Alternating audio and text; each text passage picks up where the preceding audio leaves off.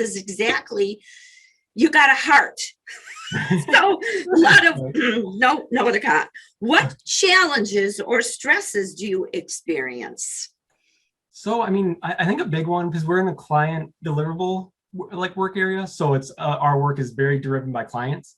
It is burnout. Like, I mean, it's, sometimes you have insane hours and you have to find a way to get work done in a quick turnaround. And, it gets quicker and quicker every year, it seems like.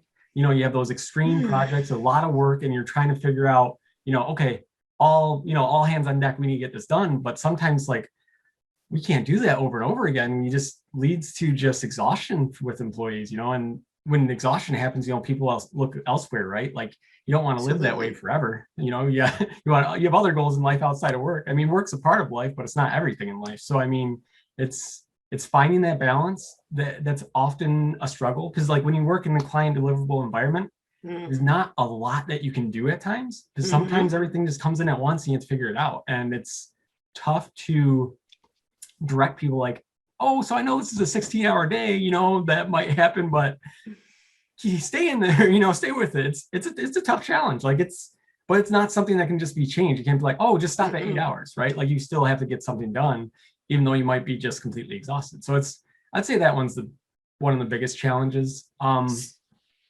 So how do you, because you're not just talking about yourself, you're talking about how do you help them? Because I understand that they have to work to get the projects done. And then you also know that they have to have their own private life. So how do you, is it you or does a company help people so they get the balance? That was your work. Yeah, absolutely. So, I mean, it's a difficult challenge, especially now, because my whole organization works from home right now because of everything that's going on. And it used to be, we used to do fun things like happy hours, social events, charity work, like different things to get people out of work, and like trying to like just show them that, hey, we care about your well-being too. I know that stuff is stressful and it's tough, but we also have these other opportunities. We've done yoga, we've done, just a variety of different things to try to get them out of work sometimes. Because I do have to say, sometimes a lot of people will just put themselves in that situation too. Of course. They take on too much, right? Of course. And it's teaching people of like, hey, stand up for yourself. Like, hey, there's just no way I can do this. Because sometimes it happens where like, I have 14 things to get done today and they all have to get done today. I can't put 2 more things on my list. Please find someone else. And a lot of people won't have that conversation. And it's because trying to empower employees. So they don't know how to, and that's, I'm all about boundaries. And I mean, you see a very subtle sign back there. Yeah, right. So what I'm all about is what you're talking about, that I have 15 things, but then the boss comes and puts 16. How do you say no to this boss? How do you say no to a colleague who has helped you? So this is what you try to do. And the kind of people who you're talking about, they add so much, because whether they're addicted to work or whatever, there's lots of stuff, but there's always more to do, right? There's always. Never, you always can find work. There's definitely no doubt about that.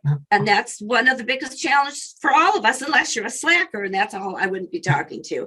Right. So do you have bullies, rude people, or mean, do I call them employees or what? How are team members? Colleagues, yeah. Colleagues. I feel very lucky to work with very brilliant, amazing people, but to say that I've never ran into a bully, I mean, that happens everywhere you go. No matter where you go, it can be the greatest company ever. And to say that you're never going to have that happen, it happens. Usually you just kind of, like, I try to find the best way to work with each individual, because it's kind of, you have to be adaptable. Like for my current work, like I work with a lot of people throughout the country, and like, so different regions have different ways of doing things and different, perspectives of how to get the work done.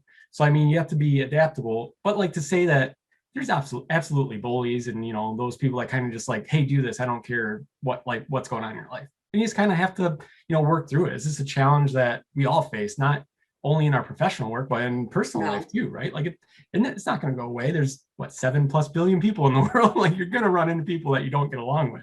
You just have to figure out the best way to work with them. So then let's say, even though you're not dealing with this right now, which is great with your colleagues, when you have had to deal with the rude people, the bully people, the difficult, however you want to say it, I understand how you very calmly said you have to deal with it. So how have you, if you can remember a time when there was that kind of person in your life, and you're right, maybe it's personal. I don't know why I seem to attract male friends who are so strong, and that's the good news, but they're so strong that I have to either decide to stay silent, which I hate doing, but sometimes that's the best, or deal with it. So if you can think of a situation, if you can't, don't worry, I got a few other questions. Oh yeah, sure. So, I mean, I think one of the main things is being adaptable to each situation, because every situation is different. Every person's so different. So, I mean, it's trying to put yourself into their shoes, right? Maybe there's something going on in their life that you're not aware of that's making them that way.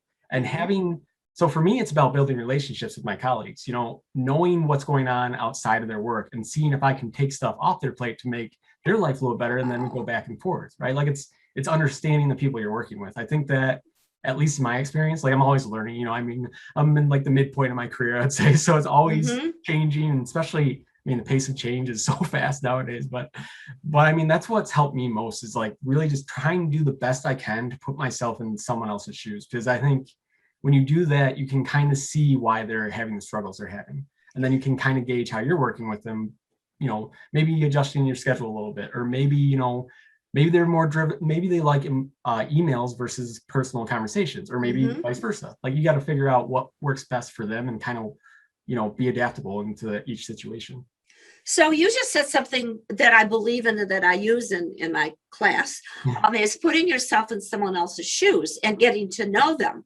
How do you get to know them? These are colleagues. Some people are very private. Some are, stay away from me. You're a nice guy, but how do you get in their shoe, or how do you get to know them? What's going on in their life? So that's a good question.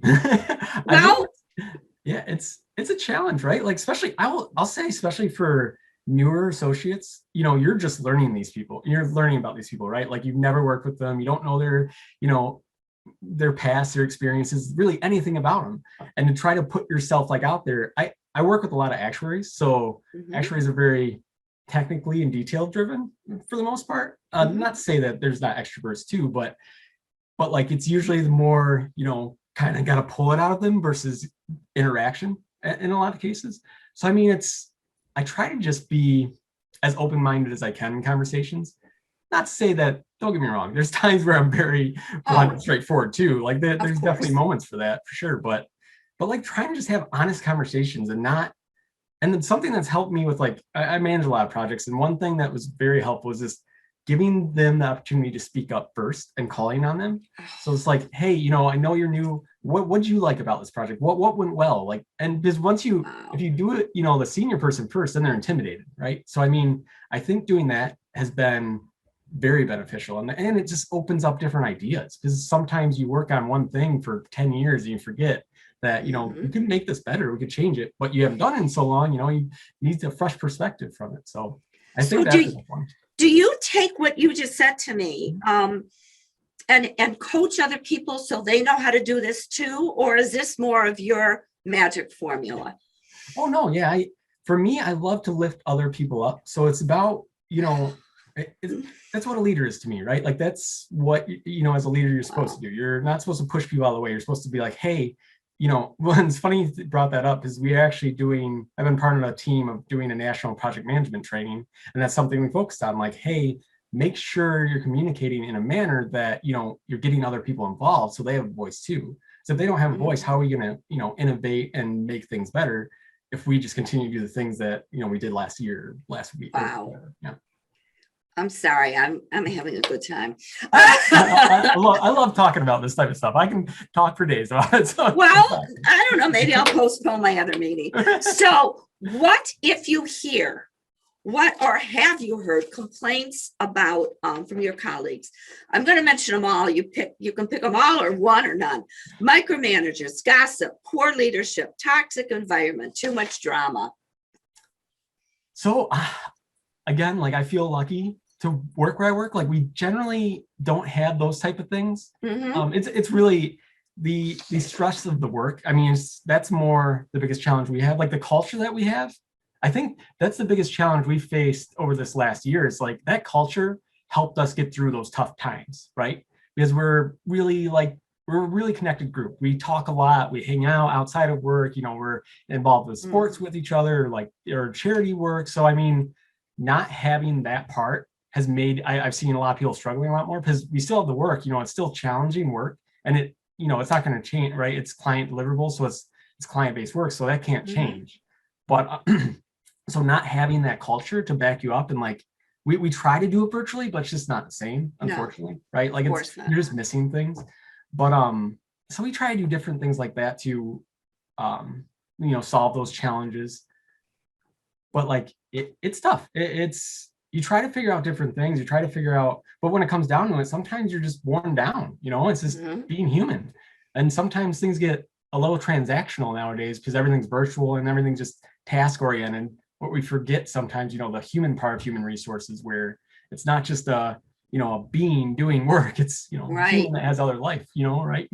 So your culture sounds, it sounds amazing. Why? I mean, is it the leaders? Is it just something they began, or how did this happen with that you're in such a non-toxic environment? I mean, I got to find somebody who's in a toxic, this is too much fun. So you tell me, please. Well, I mean, I think the environment's always kind of, it's consulting. So, I mean, it's an environment can be very erratic work hours and can be very crazy, but you need something to balance it out too, right? Like, so it's kind of known. I think before I came along, I think it was already happening. I think it's changed, of course, like different type of social interactions. But I think, it's just a part of the working environment. It's not like a 9-to-5 place. You have very, erratic hours. Like generally speaking, like we work that type of shift, but you can get a client request at whenever time and be like, oh gosh, they need this tomorrow, and you got to figure out how to get it done, right? So I mean, if you're going to have that type of experience, you need something to balance that out. And I think our leadership has shown like they really want to give people opportunity to find that balance in life and that wellness in life. But it's also it's not easy work either. They recognize that, like, sometimes you're just worn down, right? Like sometimes it just hits you like you're a human being again, right? Like, and I think leadership does a great job in trying to give those opportunities, but it's also, it's trying to find that balance, and it's having the strength to push back when you're overloaded with work. And because our managers and leaders like want us to do that, but a lot of people are scared to because they're worried about their career, right? Like they're, maybe younger or newer associates or first job out of college or things like that. And it's like, I don't want to push back, because what if I like push back too hard and lose my job or something like that? And it's funny because we asked for that information, and I'll say for doing the onboarding for the last 4 or 5 years, most of our onboarding is based off of the feedback that we've gotten from our new hires and interns. Like it's stuff that we take really like fully and integrate it into our onboarding program so we can make it better and like try to, fix the challenges that are out there currently.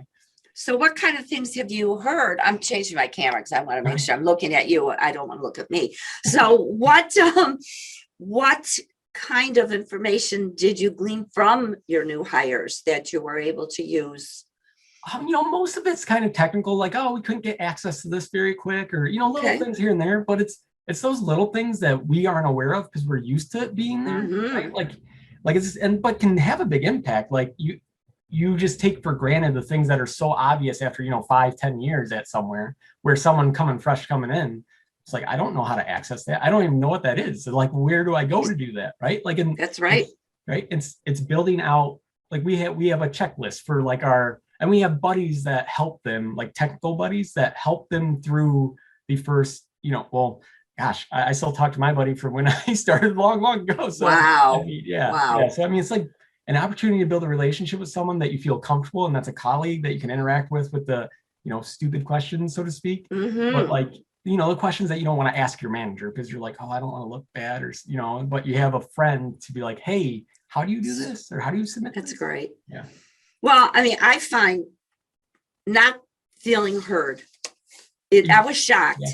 I was shocked when I did my first class, my online class, Kick Conflict to the Curb. Yeah. Why am I pointing? It's habit. It's like, like drinking water. And then anyway, I did not know that people who signed up, they were either leaders or direct reports, and they didn't feel heard, and they didn't know how to use their voice.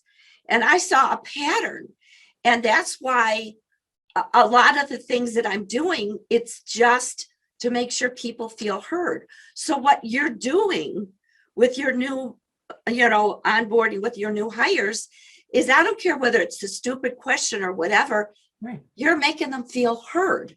Exactly. And this Giving is them a voice. insane how leaders don't know it's to give them the voice. Right. It's so easy, but it's so obvious. And yet we do, but so many people don't do it. Right. So it's often missed because, it's kind of a reflection of what's going on in the world. Everything's so fast paced. Everything's changing at an instant. And it's like little things are being missed because you're just drowning in other stuff, right? Like it's unfortunate because it's important, because when people have a voice and people can, talk to individuals, and innovations come from it, creativity comes from it. Absolutely. Strength comes from it, confidence comes from it. So it's important. And it's something that's, nice. Like, and I tell, like, when we're in that meeting talking about how to make things better, I tell them, like, listen, this is a majority of how we onboard people is because of what we've already heard from others that have been on board before you. Like, there you go. This is how we create a better onboarding system. Like, we need this feedback. Like, this is how we get better. Without you guys, like, we're not going to make it any better because we're removed from it, right? We're far down the line. We don't see the challenges that you face on a day-to-day basis. So I mean, it's interesting to hear, and I love having those conversations. Just getting those different perspectives of brand new people coming into the workforce for the first time. Like, just seeing the challenges because their challenges are gonna be different than mine 15, 20 years ago, right? Like, it's just a completely different experience now versus, whenever your time was when you started. To grow professionally. You may have just told me from these LinkedIn groups. Is there any other place that that you can feed your brain because you're such a growth-minded person? Or I mean, gosh, it's incredible, the information that we have available at our fingertips every day, right? Like, so I really try to get a good mix. Like, I do a lot of podcasts, Harvard Business Review, Wall Street Journal, Quartz. I like, clicking on those once in a while. And I just read a variety of books too, like, just whatever passes, I see yours behind you. So whatever comes across me, like, I'm looking like pass the salt that's right in front of you, books, what books? Oh. Yeah, like that. Yeah. I mean, there's just so much information. Sometimes it can be a little overwhelming, but I just try to grow as much as I can. And not only just in my field, but outside of my field too, because I have this feeling, everything else is kind of, everything's kind of connected with one another. Like, if you're able to have a conversation about something that someone's passionate about, then you can build that relationship with them, right? And if you don't have any knowledge about that, whatever they're interested in, how are you supposed to have a conversation? So that's how I kind of look at things. Like, I just try to learn as much as I can in the time that I have. Creative, growth-minded, open-minded. Oh God. Okay. This is pretty good.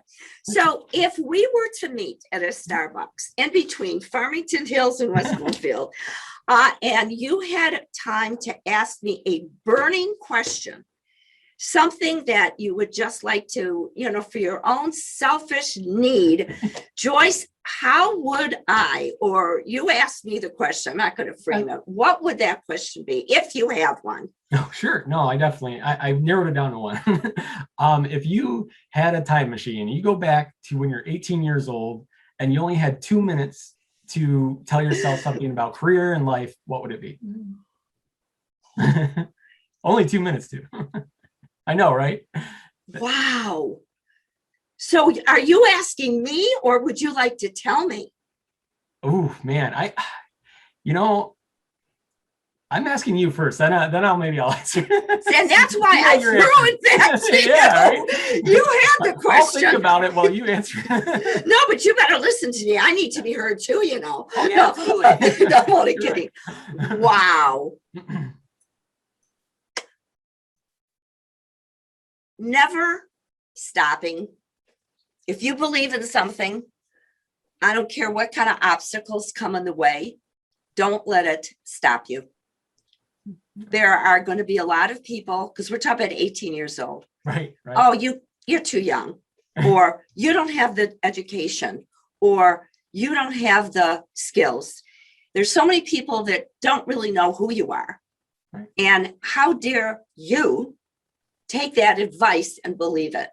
Yeah. So that to me, like, my first reaction is just continue going no matter what. Now, if you try and you realize, oh, maybe I better change, that's a different situation.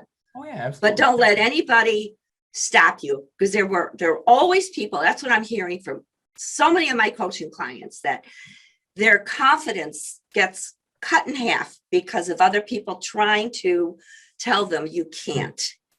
Right. I mean, does that make sense to you? Yeah, absolutely. And Yeah. so often, when people are cutting down other people's confidence, it's because they're not confident in themselves, right? So they have to make, push people down so they can feel better about who they are.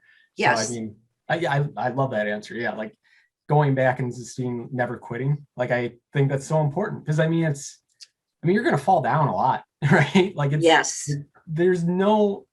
that's like one of the biggest guarantees in life, is you're going to hit walls, and trying to figure out like how to get through them, or over them, or around them, or however you want to approach it. Right.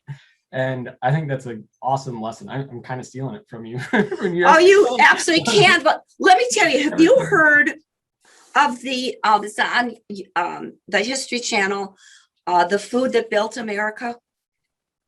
Don't think I've come across, I watched a lot of documentaries, but I don't think I've come across that one. Well, I think you're going to thank me. Okay. Because if you choose to do this, there are maybe 7, 8 episodes. You're going to learn about Kellogg's, Hershey's, Heinz. And the reason why I answered the question, and I love that question, I'm stealing it from you, not my answer, is that every single one of these men, they were only men at the time for these stories, they all went bankrupt. They were all told they couldn't. World War I got in the way, or World War II, or Vietnam, and they never stopped. I mean, I'm watching that, and I'm done with it now. And I just couldn't, I couldn't sleep, because the adrenaline, what drives, I am one who believes what I just said. That's what I told you for my answer. Right. But enough, if I had all the, I don't know if I would have gone on, but it's just knocked down over and over and over again, right? And then they finally got it.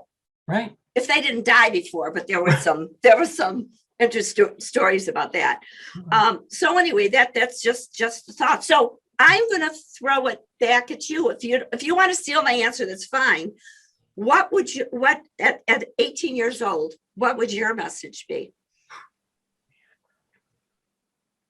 Well, yeah, I definitely agree with you with never quit, but I'll try to figure out something different. You don't have to. No, this is not a game. You're. Well, I think there's so many things that you could just think about, that don't be so hard on yourself.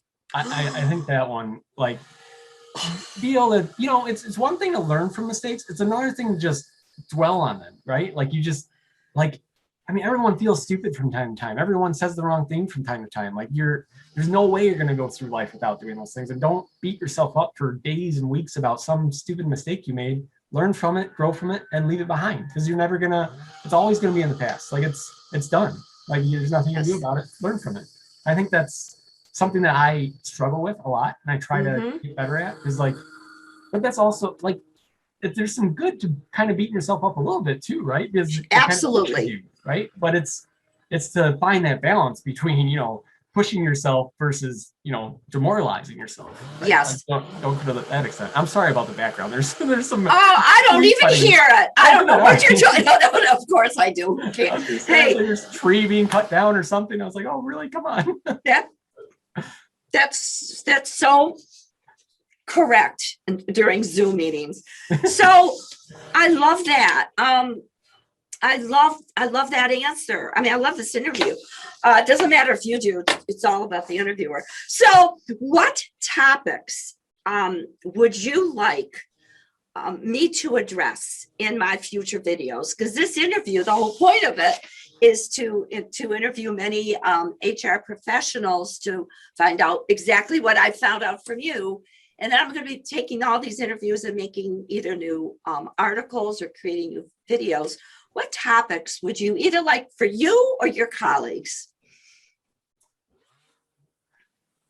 Just as I was about to speak, I apologize about this. What is the biggest challenge that HR is going to face over the next 40 years? If you could hear that. Like, I think that's a question that I ask myself a lot, because I think the world's changing so much, and this pandemic thrusted everyone into the virtual work environment, and it works. So I think it's gonna change how we work forever. I think it was gonna change eventually anyways, but I think it kind of pushed it that much quicker because of we had no choice to. So, I think that one, the future of work, is interesting. I think